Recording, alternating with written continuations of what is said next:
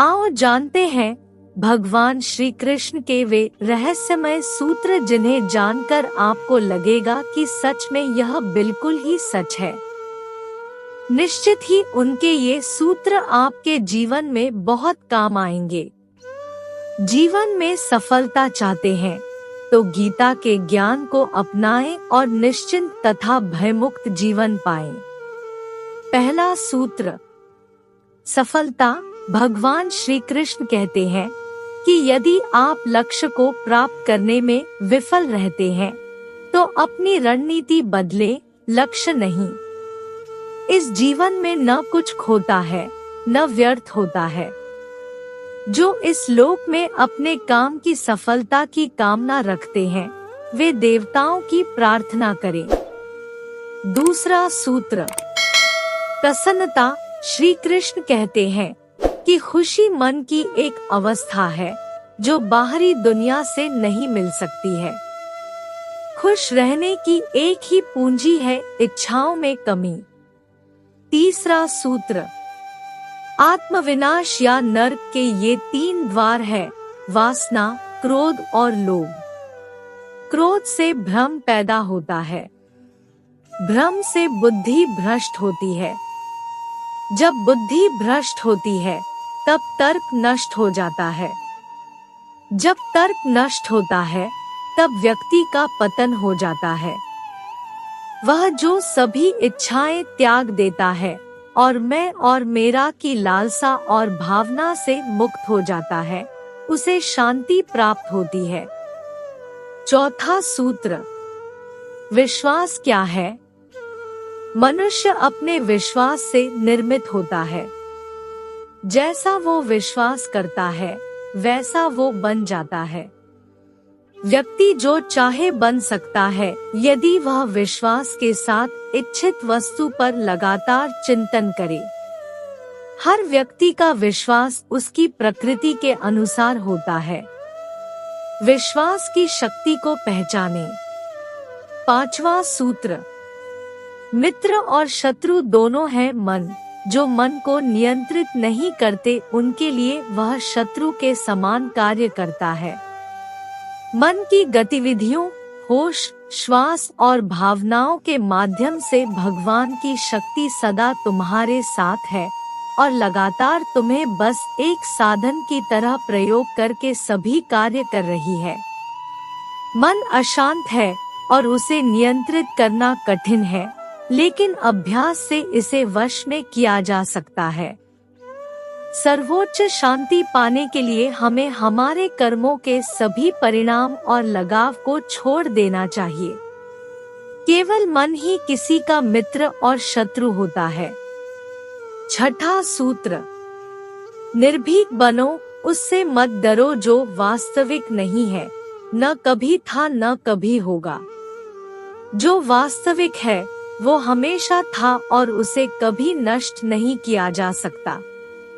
प्रबुद्ध व्यक्ति के लिए गंदगी का ढेर, पत्थर और सोना सभी समान है।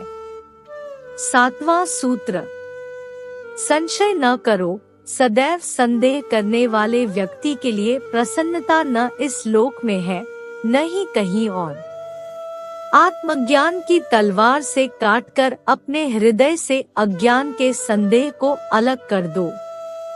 अनुशासित रहो, उठो। संदेह, संशय, दुविधा या द्वंद्व में जीने वाले लोग न तो इस लोक में सुख पाते हैं और न ही परलोक में। उनका जीवन निर्णयहीन, दिशाहीन और भटकाव से भरा रहता है। आठवां सूत्र, आत्मा न जन्म लेती है और न ही मरती है। जन्म लेने वाले के लिए मृत्यु उतनी ही निश्चित है जितनी कि मृत होने वाले के लिए जन्म लेना। इसलिए जो अपरिहार्य है उस पर शोक मत करो। न कोई मरता है और न ही कोई मारता है, सभी निमित्त मात्र हैं। सभी प्राणी जन्म से पहले बिना शरीर के थे, मरने के उपरांत वे बिना शरीर वाले हो जाएंगे। यह तो बीच में ही शरीर वाले देखे जाते हैं, फिर इनका शोक क्यों करते हो?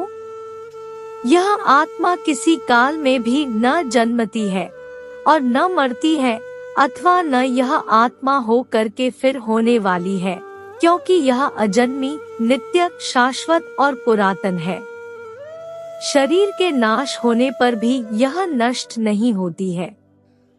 कभी ऐसा समय नहीं था जब मैं, तुम या ये राजा महाराजा अस्तित्व में नहीं थे, नहीं भविष्य में कभी ऐसा होगा कि हमारा अस्तित्व समाप्त हो जाए। हे अर्जुन, हम दोनों ने कई जन्म लिए हैं, मुझे याद है, लेकिन तुम्हें नहीं। 9वां अमृत सूत्र। कर्मवान बनो, निःसंदेह कोई भी मनुष्य किसी भी काल में क्षणमात्र भी बिना कर्म किए नहीं रहता, क्योंकि सारा मनुष्य समुदाय प्रकृतिजनित गुणों द्वारा परवश हुआ कर्म करने के लिए बाध्य किया जाता है। अपने अनिवार्य कार्य करो, क्योंकि वास्तव में कार्य करना निष्क्रियता से बेहतर है। ज्ञानी व्यक्ति को कर्म के प्रतिफल की अपेक्षा कर रहे अज्ञानी व्यक्ति के दिमाग को अस्थिर नहीं करना चाहिए। अप्राकृतिक कर्म बहुत तनाव पैदा करता है। किसी और का काम पूर्णता से करने से कहीं अच्छा है कि अपना काम करे, भले ही उसे अपूर्णता से करना पड़े। बुद्धिमान व्यक्ति कामुक सुख में आनंद नहीं लेता।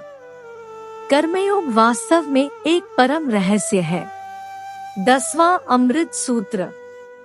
जो मेरे साथ है, मैं उनके साथ हूँ, संपूर्ण ब्रह्मांड मेरे ही अंदर है।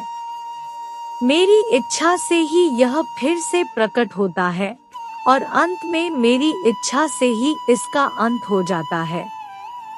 मेरे लिए न कोई घृणित है न प्रिय, किंतु जो व्यक्ति भक्ति के साथ मेरी पूजा करते हैं, वो मेरे साथ है और मैं भी उनके साथ हूँ। बुरे कर्म करने वाले सबसे नीच व्यक्ति जो राक्षसी प्रवृत्तियों से जुड़े हुए हैं और जिनकी बुद्धि माया ने हर ली है, वो मेरी पूजा या मुझे पाने का प्रयास नहीं करते। हे अर्जुन, कल्पों के अंत में सब भूत मेरी प्रकृति को प्राप्त होते हैं, अर्थात प्रकृति में लीन होते हैं, और कल्पों के आदि में उनको मैं फिर रचता हूँ। मैं उन्हें ज्ञान देता हूँ जो सदा मुझसे जुड़े रहते हैं और जो मुझसे प्रेम करते हैं। मैं सभी प्राणियों को समान रूप से देखता हूँ, न कोई मुझे कम प्रिय है न अधिक। लेकिन जो मेरी प्रेम पूर्वक आराधना करते हैं, वो मेरे भीतर रहते हैं और मैं उनके जीवन में आता हूँ। मेरी कृपा से कोई सभी कर्तव्यों का निर्वाह करते हुए भी बस मेरी शरण में आकर अनंत अविनाशी निवास को प्राप्त करता है। हे अर्जुन, केवल भाग्यशाली योद्धा ही ऐसा युद्ध लड़ने का अवसर पाते हैं जो स्वर्ग के द्वार के समान है। 11वां अमृत सूत्र। ईश्वर के बारे में भगवान प्रत्येक प्राणियों में है और सबके साथ भी। प्रबुद्ध व्यक्ति सिवाय ईश्वर के किसी और पर निर्भर नहीं करता। सभी काम छोड़कर बस भगवान में पूर्ण रूप से समर्पित हो जाओ। मैं तुम्हें सभी पापों से मुक्त कर दूंगा। शोक मत करो। जो कोई भी जिस किसी भी देवता की पूजा विश्वास के साथ करने की इच्छा रखता है, मैं उसका विश्वास उसी देवता में दृढ़ कर देता हूँ। हे अर्जुन, मैं भूत, वर्तमान और भविष्य के सभी प्राणियों को जानता हूँ, किंतु वास्तविकता में कोई मुझे नहीं जानता। ईश्वर एक अदृश्य एवं अकथनीय शक्ति है, जिससे संसार की उत्पत्ति, पालन एवं उतार चढ़ाव होता है। मानवीय रूप में उसकी ऐसी कल्पना की जा सकती है कि उसके सभी ओर से ज्ञानेंद्रियां और कर्मेंद्रियां हैं। वह समय समय पर संसार में धर्म की पुनर्स्थापना के लिए सुगम रूप में अवतरित होता है। वह जो मृत्यु के समय मुझे स्मरण करते हुए अपना शरीर त्यागता है, वह मेरे धाम को प्राप्त होता है। इसमें कोई संशय नहीं है। वे जो इस ज्ञान में विश्वास नहीं रखते, मुझे प्राप्त किए बिना जन्म और मृत्यु के चक्र का अनुगम करते रहते हैं। आशा करती हूँ यह वीडियो आप लोगों को अच्छी लगी होगी। अच्छी लगी तो लाइक करें, शेयर करें, मेरे चैनल को सब्सक्राइब करें और कमेंट में अपनी राय जरूर दें। इस कहानी से क्या सीख मिली है? वीडियो देखने के लिए बहुत बहुत धन्यवाद। मिलती हूँ एक और अच्छी कहानी के साथ।